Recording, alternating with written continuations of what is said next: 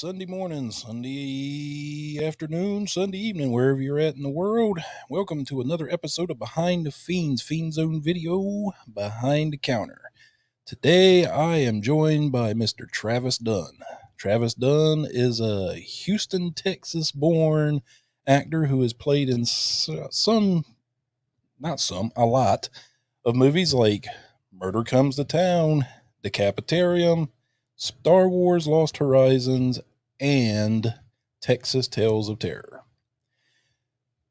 He's got a dog that wants to be walked, so I kind of need to hurry this thing up a little bit, so I need to cut the intro a little bit short. So without any further ado, Mr. Travis, aka Spider-Man, Dunn. Howdy! Or should I say Howdy. aloha? And howdy, partner. You can always say that if you're from Texas. Yeah, I'm from North Carolina. We just say hi. We don't have anything that's nifty. We got all kinds of weird words here. Y'all. Yeah, we have that one too. We may have stole that one. You stole that one.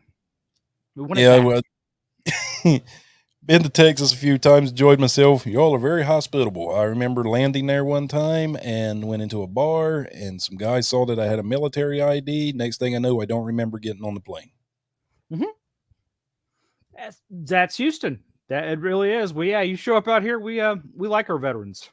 Yeah, it was like, here, let me get you a beer. Let me get you a beer. Let me get you a shot. I'm like, I got to make this flight. Oh, don't worry about it. We'll make sure you get there. I made the flight. Don't remember it. Drunk on a plane. Yep. I remember landing in Detroit, Michigan with a hangover.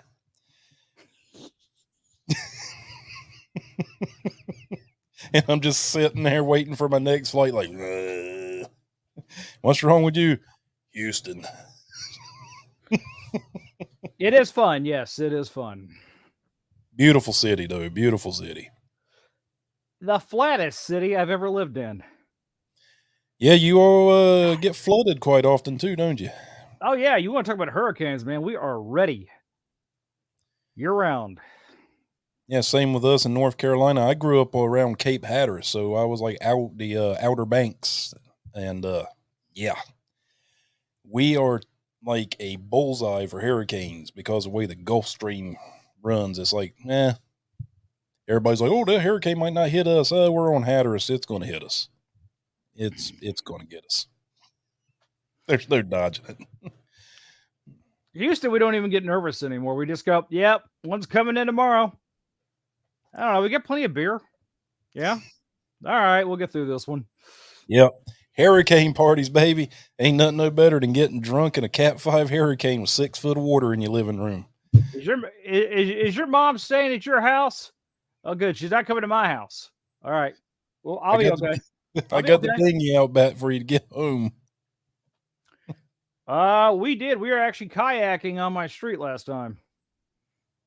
Oh, when y'all had the really bad flood? Yeah, we were doing that. We were riding jet skis down the freeway. Jesus. You had to be there. You had to be there to see that. It was just insane. Highway 70 back home, and my local peeps back home that listen to me, they know when we had I think it was Hurricane Olivia back in 2003. Mm-hmm. There was people driving their flat bottom boats down the highway.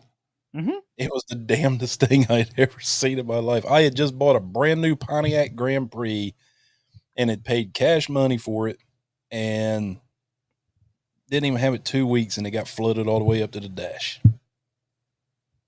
Ow.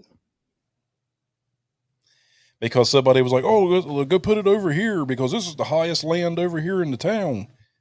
I went there and put it there. It wasn't the highest land in the town.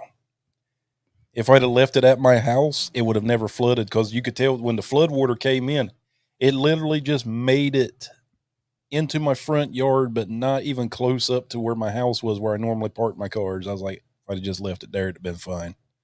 I got nervous last time. It was halfway up my driveway, and it was starting to threaten my sports car, and I was like, okay, now I'm pissed. So I get the tracks. I love that damn Grand Prix. Them things would haul ass. Oh, I guess it was a GTP? Mm-hmm. No, my cars.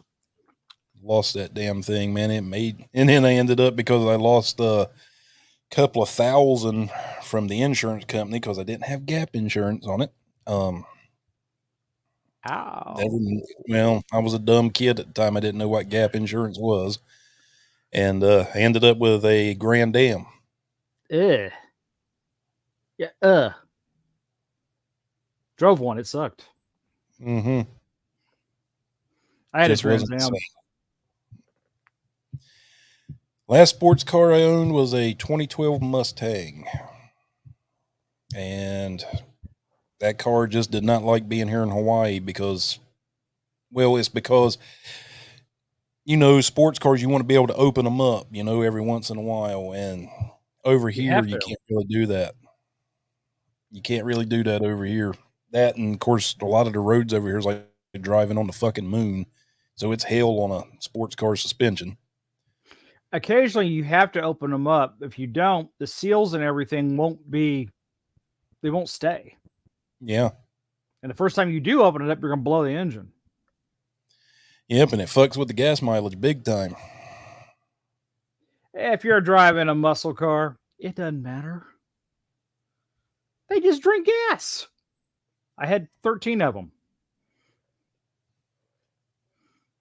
Yeah, my dad was the sports car guy. I only had a few. I mostly was a truck guy. I had an 82 Chevy Silverado that I restored.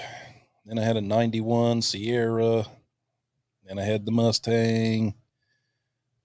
I remember I had an Oldsmobile Cutlass. I don't know why. I just loved that car. That thing had balls. It was ugly as sin, but it had balls. Yes, sir. That's the only reason why I bought it. It would haul the groceries. That was an ugly car. Yeah, it was. Really was. Damn, it would haul ass. Oh, I like trucks too. I had 3 Broncos. Do you like the new Bronco that Ford has now? I kind of do. It's got that look of the old one from the 80s, that 80s, 90s, right before they changed it. I like it. And I had that 86 and 90 and 91. So I liked the blocky. But the problem with it was I went out to SEMA and we got to drive them. And I was like, holy crap, there's switches all over the bloody place. Oh, you need this one for descent. You need this one for going up the hill. You need this one for down the hill. You need to hit these 3 buttons here to do this and this. And I was like, what the crap is this? I want to stick it in 4-wheel and go off-roading. Yep. Usually I've had way too many beers to do a good job of switching gears to begin with. And, I don't know. I used to enjoy on the older trucks being able to get out and just lock the wheels, lock the hubs, and get in there, shift it into 4-wheel drive and go. Yeah, about 85 or 86, they all went to locking differentials. Yeah. Locks. And I remember having to do them by hand. Mm-hmm. Mm-hmm. I remember my uncle got a Ford F-150, and he had that thing in the shop all the time for damn transfer case issues. All the time. My Broncos never had a problem getting in 4-wheel. Quadratic was just a great transmission, I thought. And transfer case. Yeah, the worst transmissions I've ever seen were on Dodges. Oh, you ain't kidding. Great engines, lousy transmissions. Yeah, it's like they didn't make up for the torque that the engines produce or something, and it just fucks them transmissions up. Yeah, the transmissions, I mean, that was always a weak point. That's why I liked the Fords, because they had strong get rags right from the shop, right from the factory. Yep. They were good destroyer one. Yeah, my regular job away from this podcast is I work in a body shop. I was a mechanic my entire career in the Army, and now I'm working in a body shop, and I'm basically like, I don't even touch engines. I'm like Geek Squad for cars. I'm doing blind spot monitors and backup cameras and front radars and driving assists and all this shit. And it's like, man, I miss just taking an engine out and rebuilding it and putting it back in. This sucks. I don't like this computer shit, but it pays me good, so I can't complain too much. My last one lost a chip in the transmission. We couldn't even get a part for 6 months. And that's an F-150. F-150. I was like, 6 months and I can't get a replacement chip. And the guy's like, no. And you're the first one at the dealership to need one. We've gotten where our vehicles are way too computer dependent. They are. You My got to next have a one. damn rocket science degree to even get under the hood of one anymore. Oh yeah, man. I barely can figure out what's wrong with them sometimes. I'm just like, oh crap. YouTube. Yeah, I changed out a throttle body the other day, and the guy was like, "Did you make sure you undone the battery and then hooked it back up to reset the computer?" And I was like, "Yes, I remembered." But I remember back in the day of doing carburetors and not having to do shit like that. I even mess with electronics on any of my vehicles. I just take the battery off to just start with. Nissans, I don't know if you've seen many of those. They like to run coolant lines to the throttle body. It's the weirdest thing. Because I went to change. That's what I was changing on one day, and I was looking. I was like, "Why in the hell is there coolant lines going to the throttle body?" And I researched it, and I guess according to Nissan, it adds an extra bit of cooling to the air going into the engine. And I'm like, the air is way cooler than what that throttle body probably is at that time. So it's kind of useless because that water, even though it's cooling the engine, is still hot. Huh. It just made no sense to me whatsoever. This wouldn't work for well for racing. No, not at all. Endurance racing, it'd blow it up. Mm-hmm. I never worked on Nissan. I'm Yeah, an American car guy. it was crazy. I was like, I've never seen a throttle body with coolant lines going to it. Because I was like, well, I got to let this thing sit overnight. Because a throttle body job don't take 5-10 minutes. And shouldn't. And then that one turned into a overnighter because I had to let the engine cool off before I could pull the coolant lines off because I didn't want to explode antifreeze in my face. Because we tried to get it off a little bit, my coworker and me, and we got it up, and then went. Shh. I was like, "Oh shit!" And we put it back on. Yeah, it was crazy. So, what got you into acting there, Mr. Wonderful? Like that segue? Yeah, that was that was just smooth as sandpaper. Yeah, that was great. That was like as smooth as my last line Saturday night at the bar with a really pretty redhead, and that didn't work out worth a shit. We won't go into that. No, I mean, but we're not here to talk about cars. I'm sure we're here to talk about your acting career. Oh God, I was enjoying. Even though I could talk about cars all day. Oh yeah, I'm a SEMA member, man. I love cars. My boss goes to SEMA every year, and I beg him every year, "Can I go to SEMA? Please, can I go to SEMA? I just want to go." Blackmail him. It's worth it. Yep, dying to go just once. Please. Yeah, I've gone every year for the last 8. Always something different. Always something new. It's good. Well, I want to go. I want to see technology that I'm going to work with too. I want to see what kind of things are coming down the pike. Then you better like EVs, my man, because that is where it's headed. Mm-hmm. I knew about it 5 years ago when I saw Tesla's truck out there. I was like, oh boy. Okay. Can't wait to see if that's going to be a 4-wheel drive. It is. God, that's going to eat that battery up. We actually got an F-150 Lightning, which is the EV model. 0 to 60 in 5 seconds. Jesus Christ. I never would have thought it. A big old pickup truck like that doing it in 5 seconds. I was like, yes! Oh! Get out of my way. I am going to be having some fun when this thing shows up. But it's just that you're missing that, it's... I'll miss my 8-cylinder. I am not going to lie. I like the way it growls. I like the way it rumbles. I like the way it sounds coming off the line. But 5 seconds. I couldn't soup my F-150 up right now to do 5 seconds 0 to 60 without putting about 20 grand in that engine. Yeah, especially with the wind resistance in the bed and everything from the air. Mm-hmm. But that's how it gets there so fast, because it's all-wheel drive. Mm. but I'm gonna let my wife drive it a lot, so so so it'd be good for her, raining weather and that kind of thing. It won't spin out on her, like everybody who's had a pickup truck knows. Can't wait to see NASCAR races when they go to them.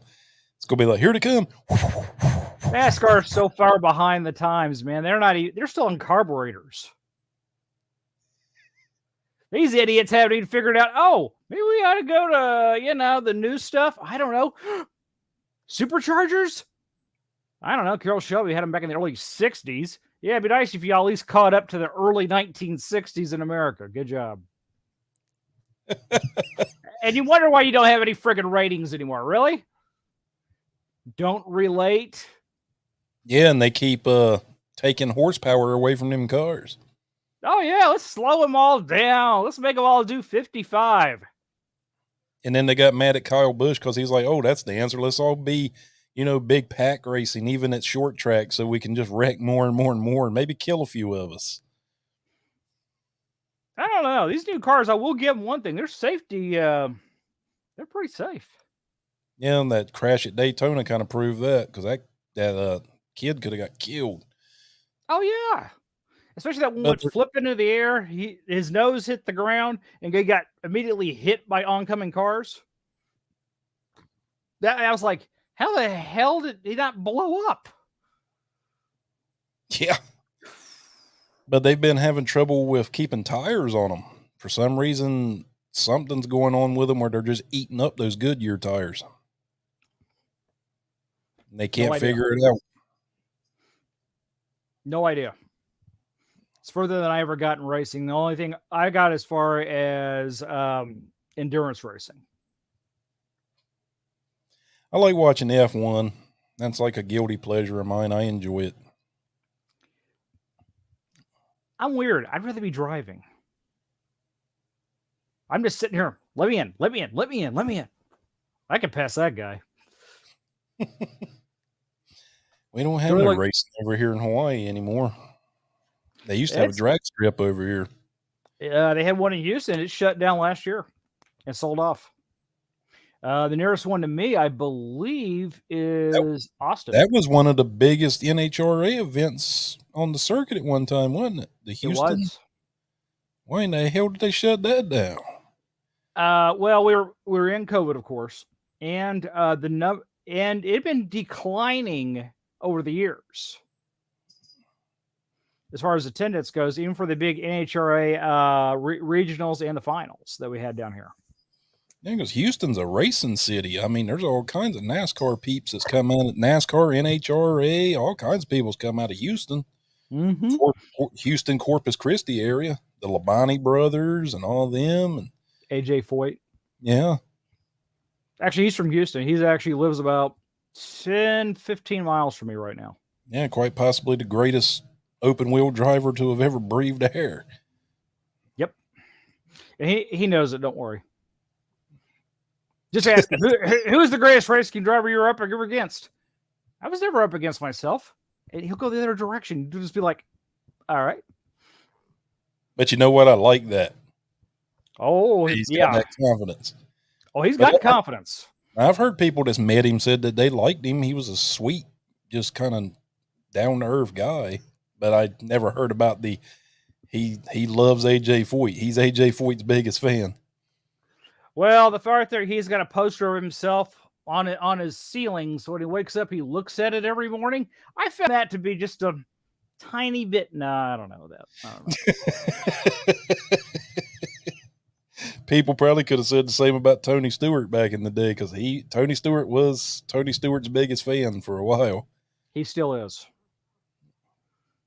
Tony's got some AJ Foyt in him. I will say one thing. He is fun to harass. I have met him a few times, and I have messed with him. He is funny. Yeah, because he gets upset quick. Oh, he does, but he will shoot back at you. Mm-hmm. So we're over here having a comedic cut down match. It's pretty fun. I always enjoyed him. People in North Carolina used to get so mad over him. Like, I don't like Tony Stewart. I hate him. He's always doing. I said he's good for the sport. because I like that he's got that mentality. He's got that old school racer mentality. He's not this politicking, sponsor driven android that gets out of a car and waves the checkered flag and then goes to victory lane. Right. He's not. He's not a robot like most of them. We are to Yeah, look most like of them, this, act like this, answer like this. yeah, most of them get out the car and they're instantly like, "Oh, got to make sure I mention Pepsi. Got to make sure I mention Interstate batteries and M&Ms." And how much I love my race team. Yeah. Oh, hold on, I got to put that hat on real quick because I got to get that check. Somebody put a Coke in my hand. Put a Coke in my hand. Here we go. Yeah, because nothing quenches my dehydrated thirst more than an ice cold Coca-Cola. Sugared down Coke. Yeah, that does it for me.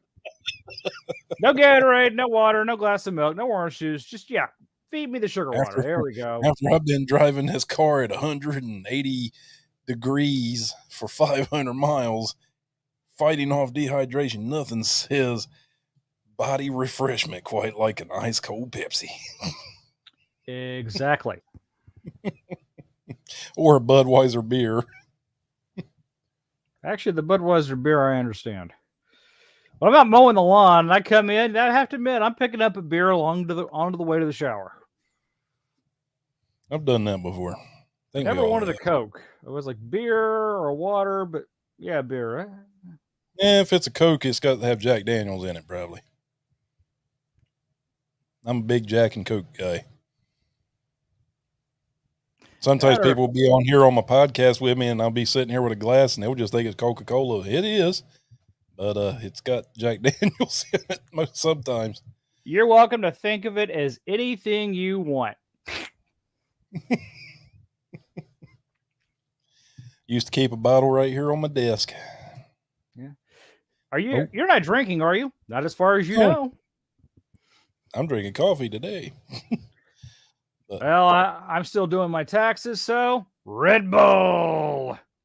Yeah, I got to do those. I got my business taxes coming up, my quarterly. Then you got to do your yearly. And then I got to do my own personal. I'm doing my own personal on April 1st. And I'm in the middle of, with my accountant, doing my taxes for my LLC. All right. Now, that should be fairly quick. My accountant, we got it knocked out in an hour. Well, I'm new at it, so I'm trying to make sure I understand everything, because I just started this podcast like 2 years ago, and then I put in for a copyright in LLC just to protect it, because it started to get a footing and started to get a listenership, viewership. So I was like, well, I might want to trademark this thing, make it an LLC, so that way somebody's not sending me a cease and desist letter and telling me I got to change the name on it and all that shit. So I did the same thing with my film production company. I didn't want anybody going after me personally. So I was like, okay, yeah, all this stuff is going under that corporation that I'm producing. Yep. That's what I made. I just made Fiendish Fantasy Productions, which in the background of this is our little logo, FFP. But we're mainly for just podcasts. Like, I'll help people out if they need podcast editing. I'll do editing for them. And, I charge them. But if they want me to help them get launched and promoted, I can do that too. Basically, the only thing we do is just basically documentaries, movies, and pilots. Yeah, I got involved in some indie horror. I've got I started last year with a friend. He was making a Texas Chainsaw Massacre fan film, so I helped him with some sponsorship and became a producer. And then the next thing I know, 6 movies later, or about a year later, I had 6 other movies on IMDb. I was like, well, shit, how the hell did this all happen? I was like, oh, that's right. I gave some financial support to these movies and or help them find financial support. That's a very necessary piece of the puzzle. Yep. Yeah, I mean, writing and producing, that's always the thing. Okay, we figured it out. We figured out which stars we're going to get and the budget. But, all right, now we got to go actually get the budget. The hardest thing for me, and I know I'm still learning, is doing pitches to distribution companies, because I've had some friends that asked me if I could help them try to find distribution. And I was like, well, I've never done it before, but I'll try. And I know I'm one of them type of people that if I'm going to learn it, I'm going to just, put my feet in the fire and go. And I have yet to have succeeded in that endeavor. So it's like, I'll learn it eventually. It'll get there. Then you just accidentally talked to the right person. All right. Are you actually recording this? Yeah. For your personal? Okay. I know it said live. I just didn't know if you were going to get to hear a copy of it later.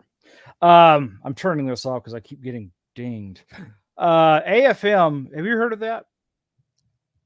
Oh God, I have, but I can't remember what it stands for. American Film. Good. You're almost there. Management. Close. American Film Market. Okay. Okay. Now this takes place in first week of November in Santa Monica, California. Now what happens is they bring out, let's say, 500 distribution companies. 500. And you can actually walk up and talk to them in person about your project. They always want to see finished projects. So showing up with a script or, hey, I have an idea for a movie, probably isn't going to get you anywhere. But if you got a finished film, you have something called merchandise, and it's just finding where your niche is in there. Like some handle documentaries, some handle comedy, some handle horror feature. Somebody does a drama feature. Some companies specialize in sci-fi. It's finding which company you best fit with. But that's how you do that. And I've actually had to go my first time a couple years ago, and we sold the first feature I ever helped produce there. I know we got a guy in the chat right now, Morgan Wellborn. I'm a producer on his film Helvira's Haunted Asylum of Horror. He's trying to do like a television series with it. Elvira? Helvira. Okay. Good. Yeah, you were like, that's kind of trademarked. Yeah, buddy, you're about to get yourself into copyright hell. Yeah, Cassandra Peterson heat is coming your way. She's going to own your nuts. And I mean that pretty much literally. But no, he's doing that. And yeah, Morgan, if you're still listening, that would be some good information for you. Morgan, throw us a question on here. Seriously. If you got something. Nice. He said, hello, friends. Okay. But yeah, he's trying to get that off the ground. So American Film Marketing. American Film Market. American Film Market. No marketing. Yeah. Just remember, go on the website, look at the different tutorials, look at the different things. And it is literally insane because they shut down a whole hotel. And not one of these, shitty little Motel 6 things. I mean, it's a really nice Santa Monica hotel. Top of my head, I can't remember what the name of it is, but it's every single room in there, all the different rooms where people stay have been turned into offices for that 1 week. Damn. Yeah, I might have to go to Santa Monica just to experience it. It's like 5 floors tall. I mean, this thing is insane when you walk in. Yeah, because I've been enjoying the past year since I've gotten involved with the indie films and stuff of learning the business, the movie business. So I would love to go to something like that and just pick people's brains and learn how everything works. Now, before you go, you really need to do your research. Watch the YouTube videos, do your reading. You don't want to go out there and not know nothing. Yeah, you'll get eaten alive. Yeah, most people don't understand that producing is more than just, hey, I'm going to get you money. There's a lot more to it. Oh, God. Oh. You're doing everything that the director doesn't want to do, basically. You hired the director. Yeah. You're actually the one who actually runs the show. It's your production. Because you're the producer. You hired the director. You hired the assistants. You hired the actors. You hired all these different people. How about the writers or the producers normally in responsible for the writers, or I guess the writers come before the producer, correct? Most times. I've had people come at me and want to buy my scripts and go produce it themselves. Oh, gotcha. And I've actually done that. I've actually had a couple people come at me from some of the shorts I wrote, and I was like, yeah, how much? Okay. Especially since I couldn't figure out how I was going to get made to begin with. So I was like, yeah, okay. It works out for everybody. Maybe I can do that. I wrote 6 comic book scripts. I mean, I've had people tell me that you could turn it into a series. I was like, yeah, I guess you could. Like actual like YouTube series or a audio series or just a TV series. Because they were like, you wrote this kind of like a screenplay. I was like, well, ain't that what comic book writing is? And essentially, it's kind of like a dumbed down form of screenwriting. It's storytelling. Yeah. It's more like what we call, and we're making movies called okay,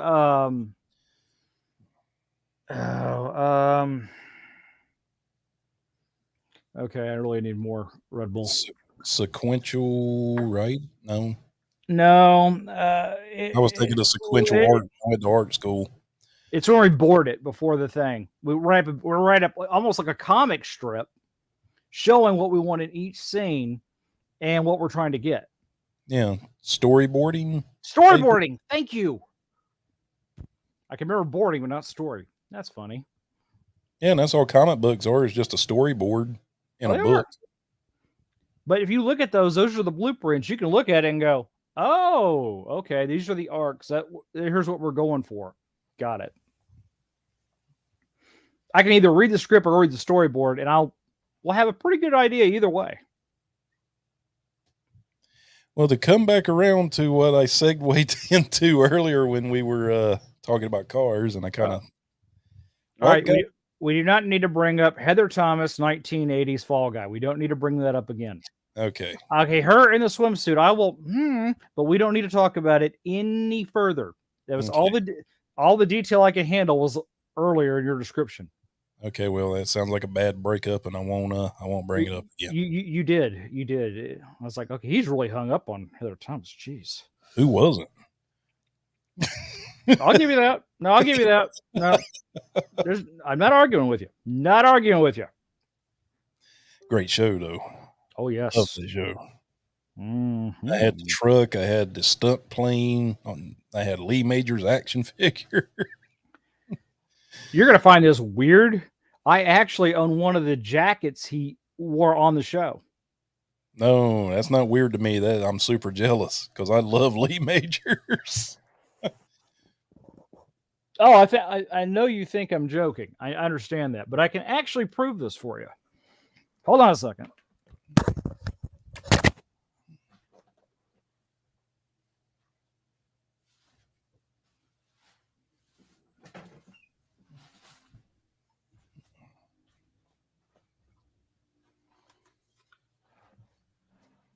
Oh shit, I do remember that jacket.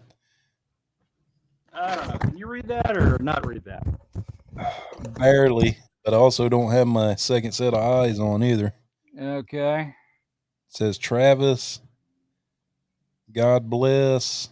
Nah, I'll read it to you. Travis.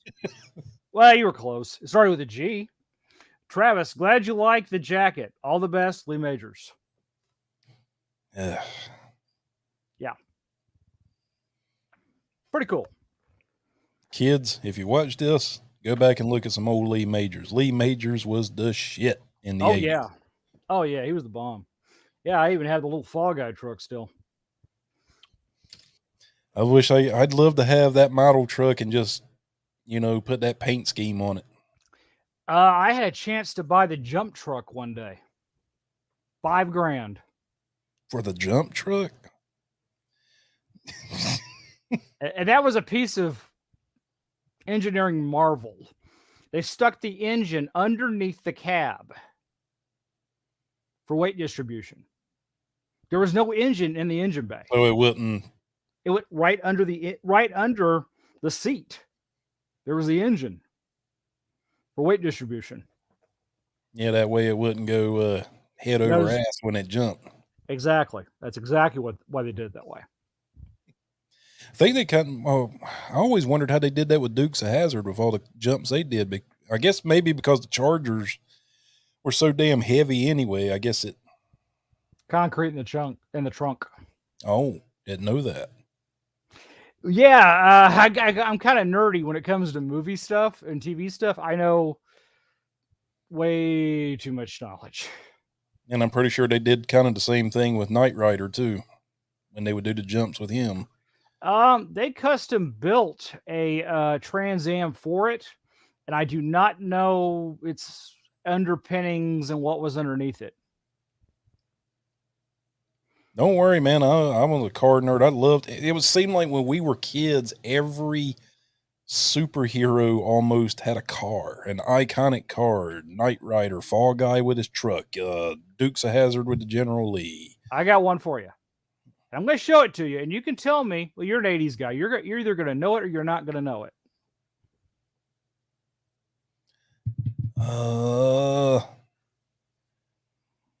It's a Ferrari. Nope. No. But Lotus. Yeah, nope. It was on TV. Went for 3 seasons. Yeah, this is probably not the best angle on it. I don't know. Damn, what was that show?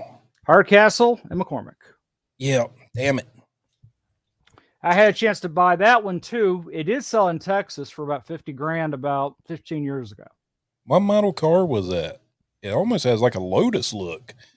Actually, it's modeled after a McLaren 6, which is a race car. But it was built on a Volkswagen chassis and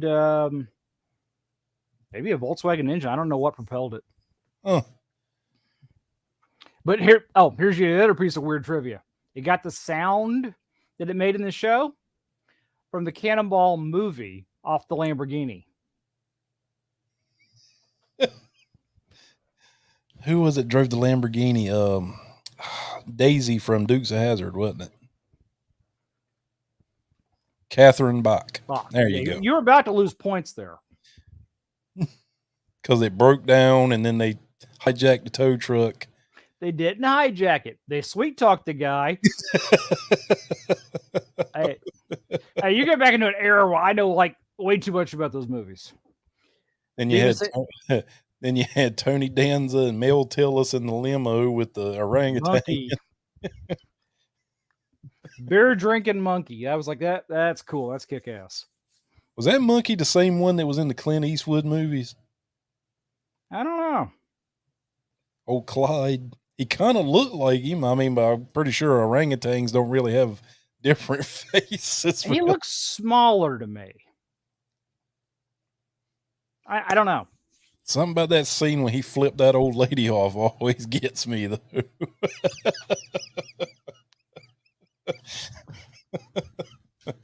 And then when Mel Tillis tried to climb into the front seat to try to take over driving, and it beat the shit out of him, and then he got in the back with Tony Danza. He's like, who's driving? He is. Huh? Oh, such a great movie. Oh, it was. Yeah, now I actually want to go back and watch it. Maybe I'll stick it on while I'm doing my taxes. Yeah, Smokey and the Bandit and that Firebird. Firebird?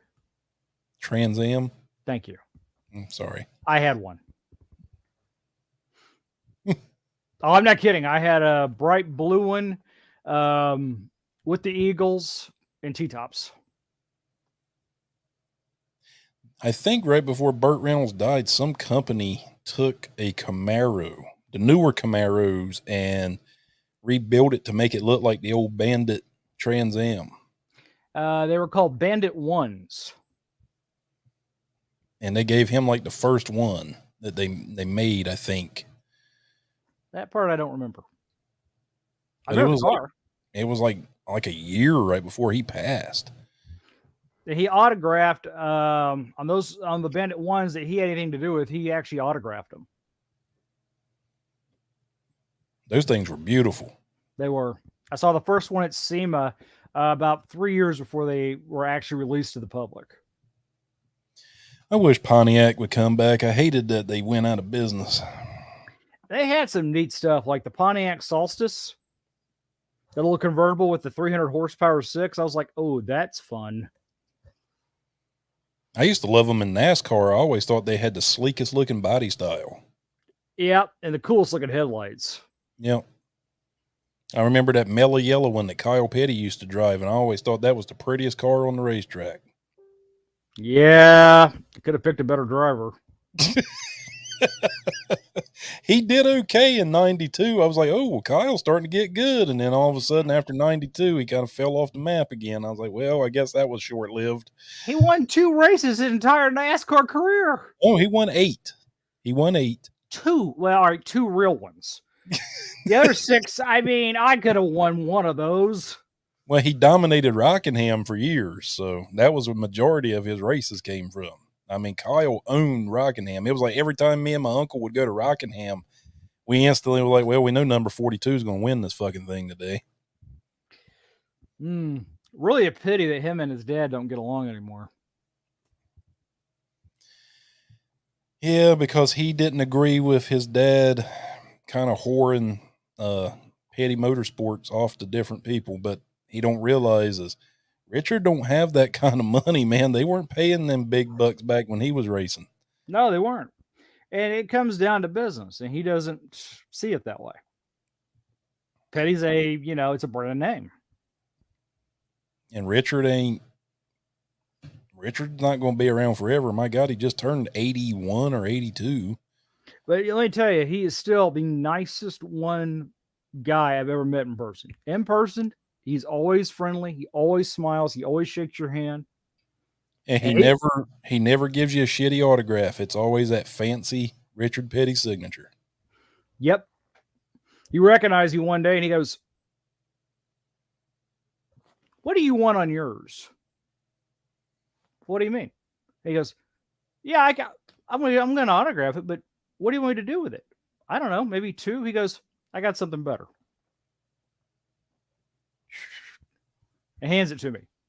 Rolls it up, hands it to me. I didn't get to see it until I walked off. And I was like, oh, be damn.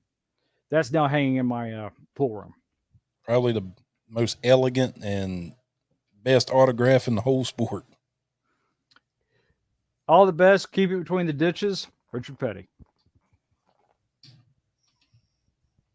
I like how he refers to everything as that deal over there. You know, we were doing that deal over here and that deal over there. Yeah. That's the good old boy way of having a conversation. Dale Jr.'s got a nice signature too. I mean, it's not on the Richard Petty level, but it's kind of like his dad's signature just a little bit, but he, instead of putting Earnhardt, he just puts Jr. at the end, which I always liked. And Jr.'s a nice guy. I never met him. Very personable. I've been in the same group with him several times, but I've never, other than hi. Yeah, he's very approachable. Junior's super nice. He doesn't have people say when he was younger, he kind of had a bit of an ego about him, but as he's gotten older, you know, he had that Earnhardt ego, which, you know, that's there. I mean, now his dad, everybody always talked about how cold and callous his dad was, but his dad, if you brought a kid around Dale Sr., oh, he'd just melt. My friends that knew him liked him. I never met the man. Everybody said I guess the one thing people liked about him was the fact of how blunt and honest he could be, putting it nicely. And then some people that just didn't sit well with him. People got thin skin, I guess. Yeah. I'm offended. People don't realize them old drivers like that, they didn't come into the sport at 18 years old already carrying a multi-million-dollar sponsorship. Right. These guys come from dirt roads and textile plants and all kinds of shit. Right. And they're used to being referred to as, hey, asshole. To me, that's not even offensive. I've seen good drivers in the last couple of years in that sport lose their ride because some 18-year-old comes in who doesn't have half the talent, but for some reason his dad's a multi-millionaire and has connections to a big-time sponsor, so they'll kick that driver to the curb. Case in point, Matt Kenseth, who was still winning races for Joe Gibbs, and Joe Gibbs is like, well, we got this kid coming in, and he's got all this money, so yeah, Matt, can you leave? And guess what? That kid went on and didn't win but 2 races the whole time he was at Joe Gibbs.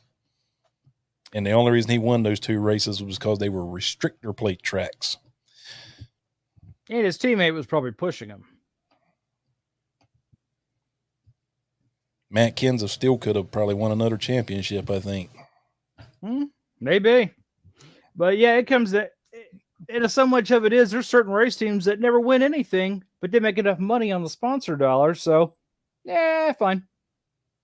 Yeah, that's why I can't watch NASCAR anymore, because it's all about who's got the deepest pockets, and most of these kids coming in ain't got no talent. They don't have any personality. They don't have any scars. They don't have any whimsy about their personality. They've been fed, well, they come from rich families most of the time. They never earned it the hard way. I'm never going to say they didn't earn it, because they still had to come up through the ranks, but they didn't earn it like the old timers earned it. And I don't know, makes you more appreciative, I think, when you have to go through the hardships of not knowing if you're going to race from one weekend to the next. Yeah, it builds character. Really does. Like everybody with that Matt DiBenedetto. I like that guy, and he was always that one and never had a lot of sponsorship. And the Wood brothers, who definitely aren't at the top of their game anymore, they cast him aside last year for this Jeff Burton's kid, only because Jeff Burton's kid was bringing in what's the name of that company? Dex Imaging. Yeah, Dex Imaging, which was like multi-million-dollar contract. And because he was coming in with that, they were like, hey, Matt, you've done a good job for us these last 2 years. You've made the playoffs in NASCAR, but we kind of need you to go fuck off now, because we got this kid coming in that's got a couple of $1 million. Well, keep in mind, he's also got the Burton name. It's like Kyle Petty.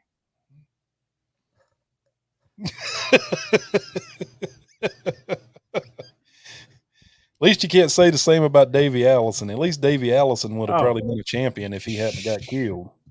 Shit, that guy could drive. He drove like Pearson did. Yeah, and he'd get in a wreck one week, and you'd be like, God, that son of a bitch is dead. And then the next weekend, he's back in the car again. Broken arm, sure. Broken leg, no problem. Crack my head wide open. Well, won't be drinking any more beer the night before. He go get in the car. I think they said that about Dale Sr. He had, he fractured his arm, I think it was, or shoulder or something. They was like, can we fix it up, and then we can put some Velcro right here on the cast, and then a Velcro on the steering wheel, so that way I can just attach it to the steering wheel and drive. Oh, Petty did some. Richard Petty did that back in the 60s. And I want to say Lee Petty did something like that as well. Taped his hand to the steering wheel. Yeah, something of that nature. The left arm got literally, taped up there. Hard way to make a living, man. Hard way to make a living. Yeah, because normally when you get in a wreck in a race car, you normally let go of the steering wheel on the initial impact. If you don't think you can bring it out. If you think you can bring it out, you may still try to fight it and keep it on the track or make it recoverable. But yeah, sometimes you don't let go in time. Yeah, you end up snapping your wrist. Mm-hmm. And I've had a broken wrist before, and they're not fun. I had one where I lost it, and I did not want to give up, and that was a bad idea. Ended up breaking your wrist. Pulled the arm, pulled the shoulder. Not good. Mine was skateboarding. I used to be avid skateboarder, and I quit when I was 42. I'm 46 now, so I've been quit 4 years. Went to drop into a pool and didn't think about that the people that were upkeeping the skate park didn't go in there because the pool was made out of plywood and stuff. They didn't turn down a screw, and as I dropped in, my truck hit the screw. I went forward, and it was either make myself uglier by face planting the bottom of this pool, or catching it with my hands, and I chose the latter and snapped my wrist. But it was better than fracturing my skull or killing myself, because it was one of them split second things like, okay, well, my face is either going to break my fall or I'm going to use my hands. You know the problem I ever have with skateboarding? Mm. It took coordination, and I was the most uncoordinated person known to man. Oh, I'm clumsy as shit, but for some reason it took me a while, but once I got my balance on skateboard, it was like walking. Nope. I tried it many, many times.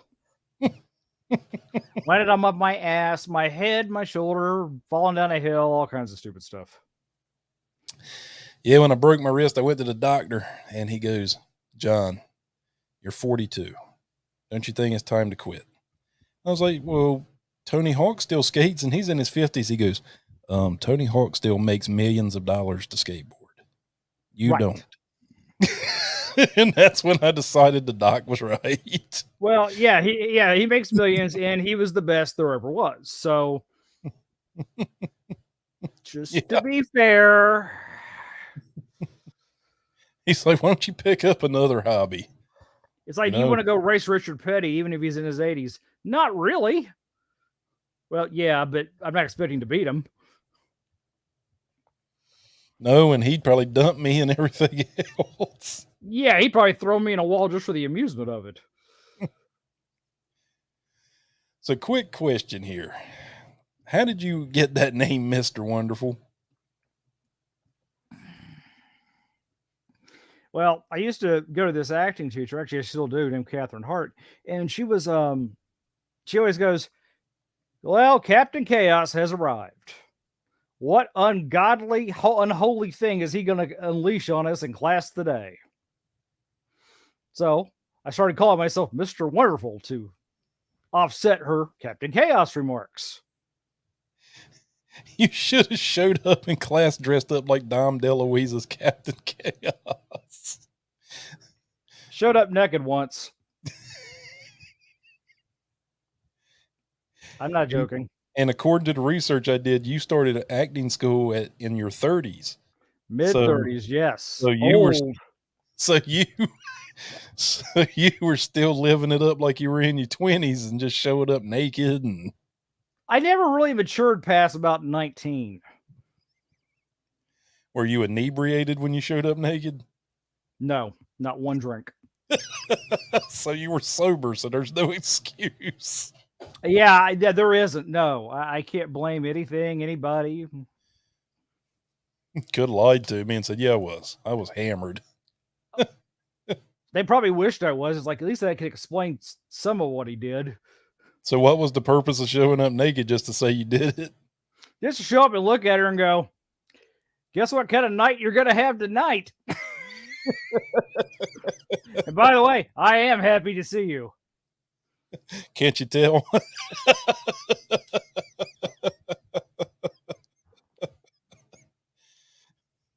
Oh, man.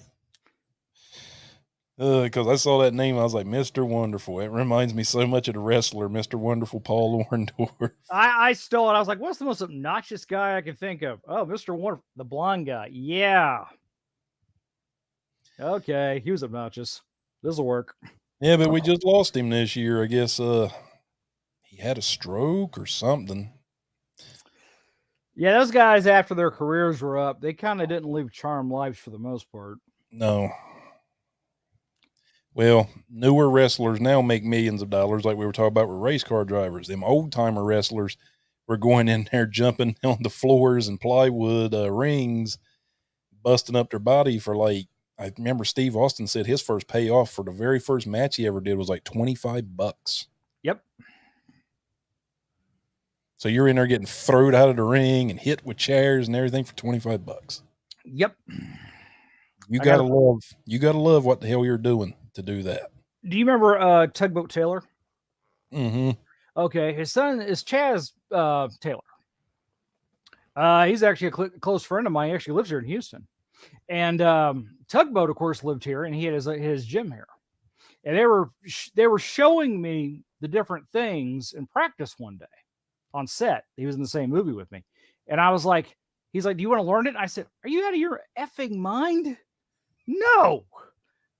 Well, why is that? Well, you're 6'3", 250.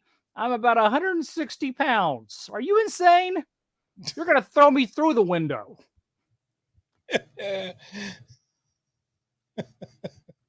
I remember as a kid, I used to every now and then I would catch wrestling from Houston, Paul Bosch, back when Paul Bosch was still alive and had the wrestling there in Houston area. Never I heard don't of remember Paul that one. Bosch? Yep, he used to have back in the territory days. That was his territory, was Houston. What? I guess that was the 80s. Yep, 70s, 80s. Well, my time period. Yeah, he had wrestlers like Terry Funk and Dory Funk, the Spoiler. I think he had Kamala, the Ugandan giant, come through a few times. Bruiser Brody, all them guys. Vince McMahon ended up buying him out back in the late 80s, around 87, 88. When the WWF was at its peak. Yeah. Yeah. But yeah, I used to love watching old Paul Bosch. He always wore this big ring that actually looked like a wrestling ring.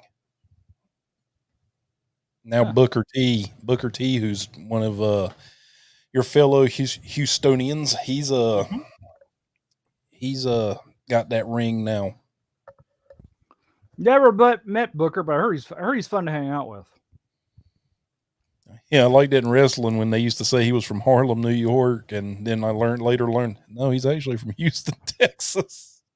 That's not odd. It's whatever sold things the best. I mean, we have the Russian tag team.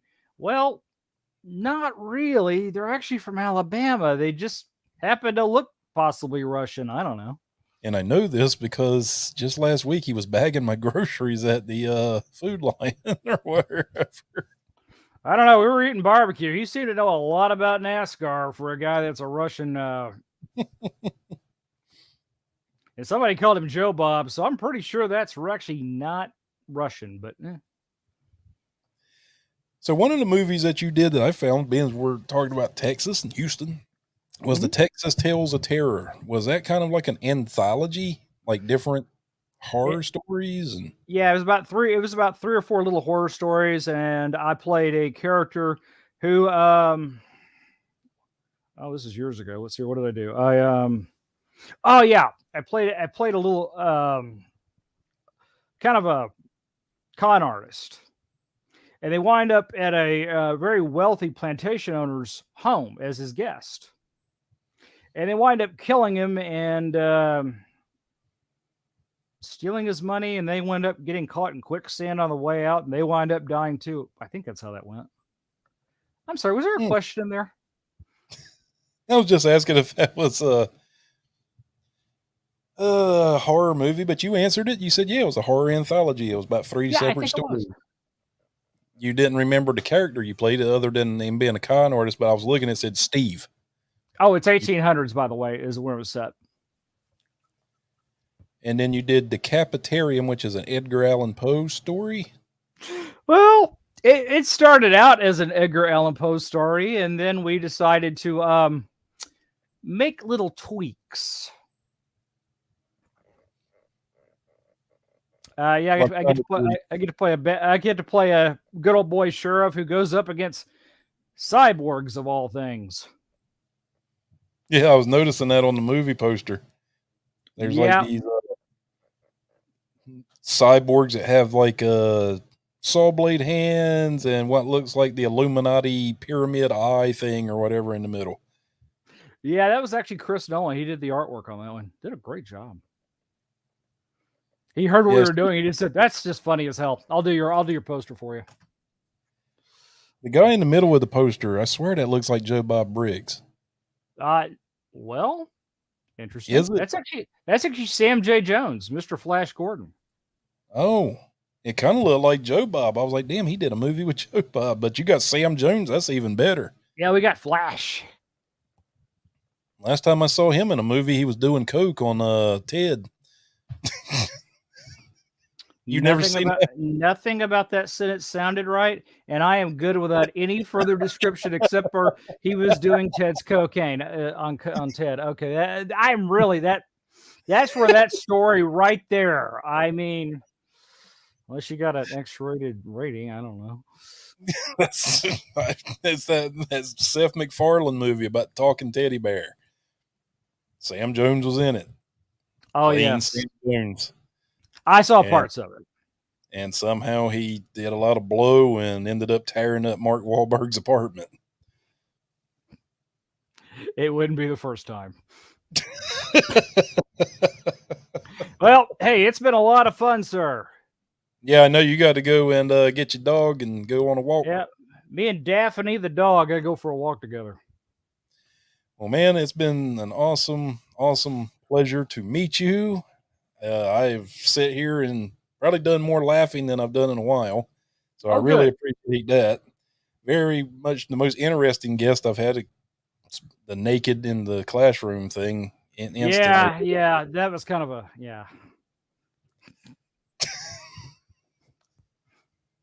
Hey, we all got those things in our past. That was last week. And with that, good night, sir. All right. Well, everybody, Mr. Travis Dunn. Talk Bye, to you guys. later, Travis. Bye-bye. Aloha. And howdy. Well, guys, that was Mr. Travis Dunn. Glad to get to meet him today. That was kind of a spur of the moment thing. He sent me an email and we kind of hooked this thing up. And I think you can find most of his movies on Amazon, places like that, like Murder Comes to Town, Decapitarium, and Texas Tales of Terror. There's Rio Harrison, True Crime Story, a Batman fan film. I mean, there's a lot. But glad to get to talk about some old Hollywood cars from Hollywood's past, like Batmobile, the Smokey and the Bandit, Trans Am, General Lee, Knight Rider, all that stuff, and some Lee Majors love. But guys, thank you for joining me. And this has been your wait. Me and Luke might be getting together and doing a new episode. I don't know, maybe tonight or sometime during the weeks. Keep your eyes open for some of that audio good. That's all I have. That's all the house cleaning I've got right now. So, guys, pleasure. Thank you for all the love and support you give us. And with that said, been your old buddy John, and we'll see you again next time on Behind the